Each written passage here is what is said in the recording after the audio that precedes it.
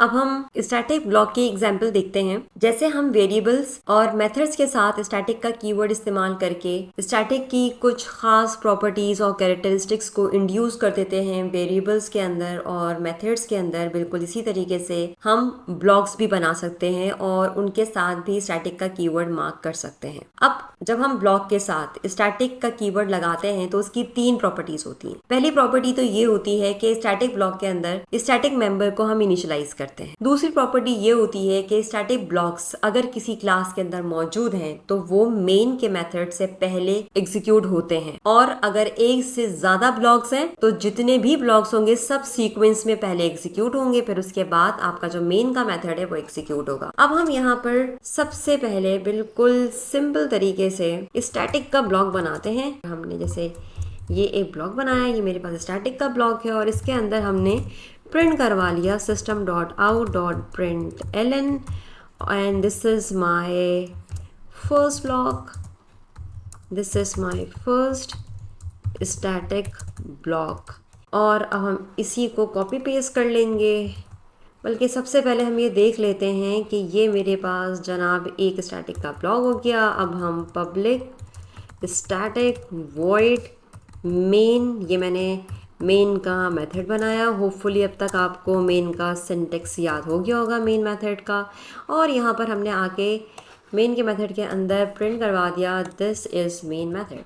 ठीक है, अब हम इसको एग्जीक्यूट कर लेते हैं और देखते हैं कि पहले कौन सा ब्लॉक ऑफ कोड रन होता है। और ये आप देख सकते हैं सबसे पहले this is my first static block call हुआ, उसके बाद this is main method call हुआ। ठीक है, अब बिल्कुल इसी तरीके से अगर हमारे पास यहाँ पर एक और स्टैटिक का ब्लॉक मौजूद है तो मल्टीपल स्टैटिक के ब्लॉक्स के लिए आप ऐसा नहीं करेंगे कि स्टैटिक 1 कर दें, स्टैटिक 2 कर दें, नहीं। क्यों? क्योंकि ये आपके पास स्टैटिक एक कीवर्ड है, आपने कोई वेरिएबल नहीं बनाया है। यहाँ पर आप इसको चेंज कर दें, इसको ये कहते हैं कि जी ये मेरा सेकेंड स्टैटिक का ब्लॉक है। और आप ये भी देखें कि आपने मेन के मेथड के अंदर जैसे कि हम मेथड्स को कॉल करते हैं, आपने इस ब्लॉक को कॉल भी नहीं किया है। ये ऑटोमेटिकली मेन के मेथड से पहले ही कॉल होगा हर हालत में। ठीक है, जितने भी स्टैटिक के ब्लॉक्स होंगे, चाहे 50 हों, 60 हों, 100 हों, जितने भी होंगे वो सब के सब मेन मेथड से पहले कॉल होंगे और सीक्वेंस में होंगे। यानी कि ऐसा नहीं है कि नीचे आके आपके पास कोई ऐसा तरीकेकार हो मेन मेथड के अंदर और आप ये डिफाइन कर पाएंगे पहले कौन सा स्टैटिक का ब्लॉक कॉल होगा।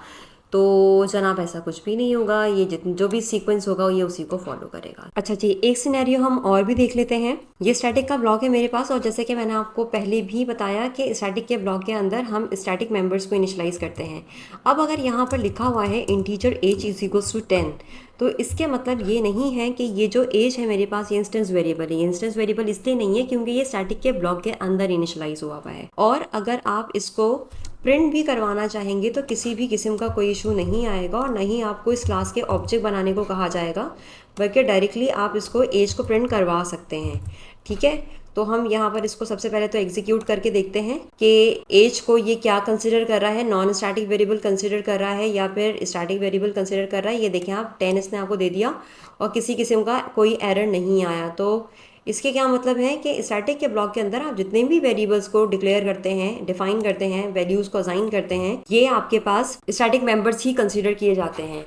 अगर आपको ये कन्फ्यूजन है और इस कन्फ्यूजन के साथ अगर आपने स्टैटिक मार्क कर दिया इसके अंदर और फिर कोई वेरिएबल यहाँ पर डिक्लेयर करने की कोशिश की, तो आप ये देखिएगा कि यहाँ पर आपको क्या इश्यूज आते हैं। जैसे कि फॉर एग्जांपल मैंने ये नाम रखा जॉन और इसका वेरिएबल रखा मैंने नेम और नेम के साथ मैंने स्टैटिक मार्क किया, तो ये मुझे एरर देगा। इसका मतलब है इलीगल स्टार्ट ऑफ एक्सप्रेशन, यानी कि वो ये एक्सेप्ट ही नहीं कर रहा है कि अगर कोई नाम अगर आप उसको स्टैटिक बनाना चाहते हैं और स्टैटिक ब्लॉक के अंदर रख रहे हैं तो स्टैटिक लगाने की जरूरत नहीं है। और ये भी बात आपको क्लियर होनी चाहिए कि जो भी वेरिएबल हम यहाँ पर डिक्लेयर करेंगे वो बाय डिफॉल्ट स्टैटिक मेंबर्स होंगे। ठीक है जी, तो यहाँ पर अगर आप इसको प्रिंट करवाएंगे, इसको भी अगर आप चाहें तो प्रिंट करवा सकते हैं। जैसे कि हम यहाँ पर एज के साथ हम नेम को प्रिंट करवा देते हैं तो किसी भी किस्म का कोई एरर नहीं आएगा और ये आपका ब्लॉक एग्जीक्यूट हो जाएगा इन सीक्वेंस। ये देखें 10 और जॉन। तो जनाब ये थी एग्जाम्पल स्टैटिक ब्लॉक की। होपफुली ये वीडियो आपको समझ में आई होगी, स्टैटिक ब्लॉक कैसे काम करता है ये आपको क्लियर हुआ होगा। Thank you so much for watching this video and stay tuned for more videos.